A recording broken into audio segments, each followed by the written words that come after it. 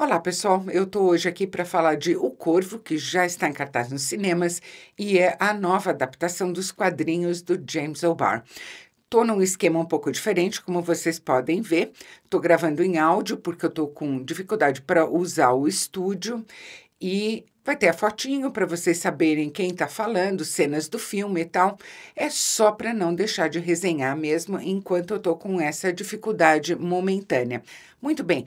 O Corvo teve uma adaptação em 1994 que, além de ter sido muito boa, foi marcada por uma circunstância absolutamente trágica, que foi a morte do astro principal, o Brandon Lee, filho do Bruce Lee, no set de filmagem, atingido por uma bala que estava numa arma que devia ser apenas cenográfica. Pois bem, 30 anos depois, eu acho que isso realmente era o mínimo que a gente poderia esperar de intervalo em uma nova adaptação depois de algo tão trágico.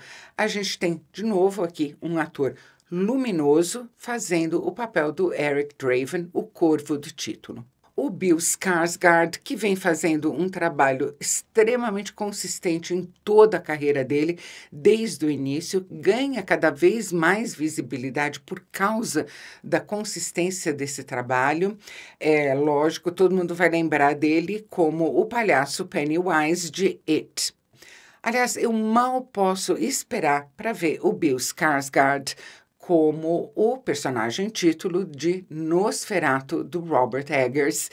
E o Bill Skarsgård é a maior, a melhor e a mais forte razão para que esse Corvo de 2024 exista. O Eric Draven é um personagem muito sofrido. É um rapaz solitário, abandonado, isolado, que convive com o estigma da doença mental e que naturalmente se encanta, como que desabrocha mesmo no momento em que uma menina, a Shelley, começa a se apaixonar por ele da mesma maneira que ele se apaixona por ela. Mas como é público e notório, não estou dando nenhum spoiler aqui, por causa de uma pessoa tenebrosa, tanto o Eric quanto a Shelley vão ser assassinados. E mesmo morto, ele não desiste de vingar a própria morte e, lógico, a morte da Shelley. Por mecanismos que cabe ao filme explicar e não a mim, o Eric tem a quase certeza que se ele conseguir vingar o próprio assassinato e a morte da Shelley, eles dois vão poder se reunir novamente. Mas para isso, claro, ele vai ter que ir até as profundezas do inferno, o literal e o metafórico. E o diretor aqui, o Rupert Sanders, tinha duas oportunidades muito boas na mão. A primeira delas está nesse ator fascinante e que aqui faz um trabalho de uma riqueza, de tantas delicadezas, que é o Bill Skarsgård. A outra oportunidade que uma trama como a de O Corvo daria para um diretor seria de explorar um assunto muito contemporâneo, ao qual se dá muita atenção hoje em dia, que é o tema da saúde mental. Seria perfeitamente possível, por exemplo, ver essa morte do Eric e o desejo de sair dela, de retornar dela com a amada dele, como uma alegoria da depressão.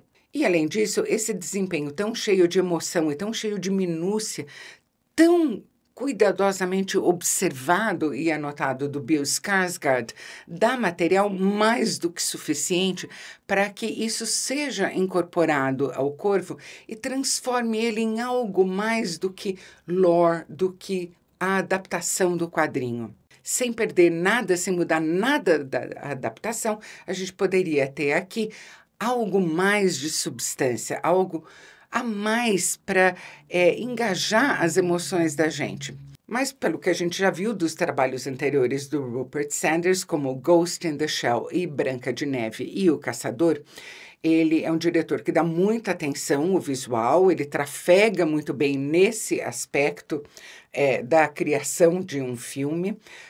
Ele aqui cria um ambiente urbano de penumbra, algo que está sempre entre o sonho ou o pesadelo, na verdade, e o real, que é muito interessante. Mas ele não é um diretor que cuide muito dessa outra faceta do filme, a do sentido das coisas, da tessitura emocional. Trocando em miúdos, tem muito mais estilo do que substância. E é curioso como esse desequilíbrio, de certa forma, é um padrão que se repete também na escalação dos atores. Tem uma escalação brilhante, como a do Bill Skarsgård, com uma escalação que não me convenceu, que é a da FKA Twigs como a Shelley. A Twigs é uma artista multimeios, multiplataformas inglesa, de muito sucesso. Eu confesso, eu não conhecia ela antes de vê-la no filme, mas como atriz, eu acho que ela deixa a desejar. Por outro lado, a gente tem aí também a escalação mais previsível do mundo, que é a do Danny Huston, fazendo mais uma vez o personagem malvado, ou maléfico, ou caviloso, ou sinistro. O Danny Huston faz tanto esse tipo de papel que eu, pelo menos, já não consigo encontrar mais variedade nas abordagens dele. A minha sensação, enfim, é que o Rupert Sanders cuida muito bem de uma parte do caminho e a outra ele deixa meio ao Deus dará. O Corvo é bonito, é bacana de ver, mas eu não posso deixar de pensar. Poderia ser tão mais e já estava tudo ali na mão. Se você gostou desse vídeo, não deixe de curtir, inscreva-se no canal e clique no sininho. E a gente se vê ou se fala no próximo vídeo.